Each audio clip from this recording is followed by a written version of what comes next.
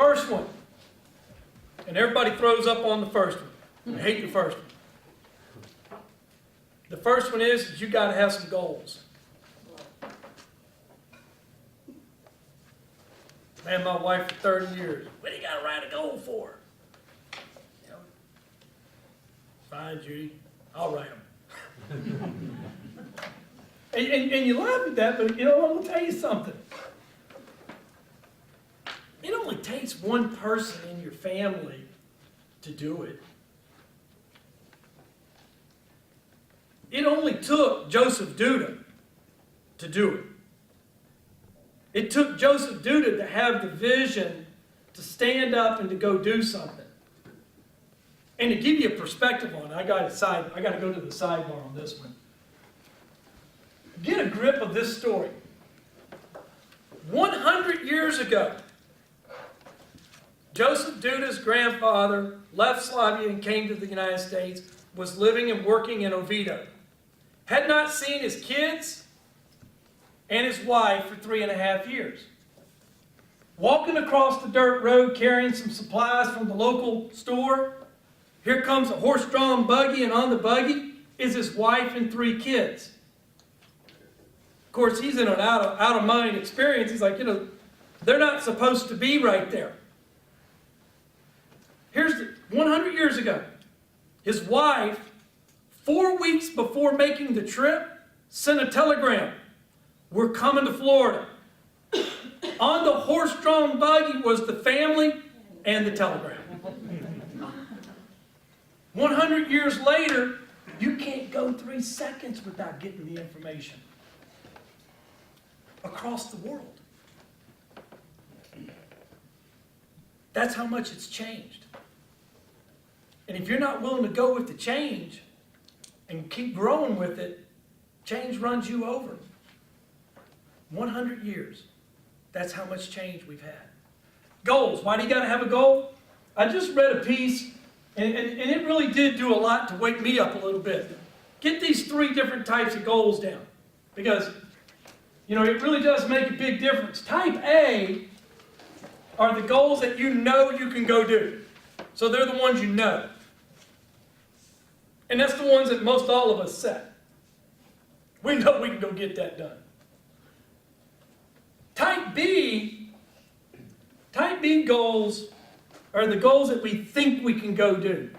If this happens, and you know, this happens, I think I can accomplish that. So it's inside of your thinking pattern. Type C are your wants. These are the goals that you don't know how to get them. But these are your true wants and your true desires. And what life does to us is it forces us into the middle, and it forces us into mediocrity. It forces us into the home payment, the car payment, raising the kids, and all of a sudden we look up, and the only thing we got in our life, maybe, if you're still a good goal setter, are A and B goals. You've lost the dream. And that's where the C goals are. KFC didn't even get started until he was 58. McDonald's, Ray Kroc, was in his late 50s. And it wasn't even his hamburger stand. It wasn't. He just saw what the process was and how cool it was, and asked for permission to go market it, and took off with it. Because he loved the hamburgers that these 2 McDonald's boys were making. It wasn't even his idea. You got to have a C-type goal. You with me? Now you're going to have to work on that yourself. And here's how you work on it. And this is really painful. And if you ever want help doing it, no problem. I love doing it with people because it's just fun. Kind of sick that way, I guess, Steve. But get somebody to write a goal. Why? Well, you know, so why is that important? It'll take about 8 to 9 questions of why to get the person to the real, true goal and desire that you want to go at. And if you can do that to yourself, it's a much more comfortable process, but that's about what you got to do. You've got to ask yourself, why is that important? Well, why do I want to do that? Well, why? Now here's the 2 qualifiers to all your goals. Get this down. The first one is, am I able to do it? Am I able? It's perfectly fine when I met the high school kid that was 5'2", white, couldn't jump, couldn't shoot, but his goal was to play in the NBA. Son, we got to swallow some reality pills here. You're not going to be able to do that. Do you follow me? So, at some point in place in time, for all of us, there's the able side of this. You know, I could say all day long that my goal is to go be a surgeon. I'm not able. It ain't going to happen. No sense in even writing it down. All right? Second thing, and this is where it really starts kind of getting the rubber on the asphalt, is are you willing? Are you willing to do it? In the 1980s, I was a high school and college basketball coach. And I wasn't going to do anything else. And I ran it hard. Ran it for 10 years. Had 2 Division I assistant coach job offers.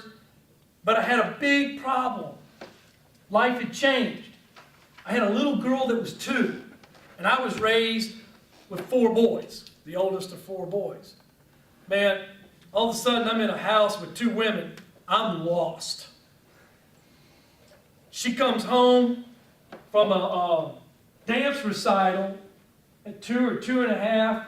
It's got a piece of material that pink, and it's about that big maybe at most. And it was $110 in 1988. I was like, this ain't going to happen on a basketball salary. I can already see where we're going. This isn't going to be good. But they were cutting the NCAA staffs from 3 to 2, football from 14 to 11, and I had another job offer in sales, take over an entire state over in South Carolina. And I knew I could do it.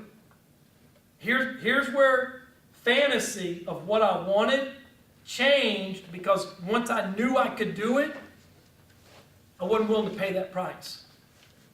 Because the price would have been your family. Almost every single one, almost 93% of them are divorce rates in that industry. You can't believe of what it is that you have to go through and to be able to go do that. And that's the reason why I never looked back. I mean, I could tell you coach after coach after coach that left the industry and they could never do anything else because they didn't leave for the right reason. But once that goal was satisfied in my mind and I knew I could do it, I mean, the guys that are on TV today, I worked in camps with.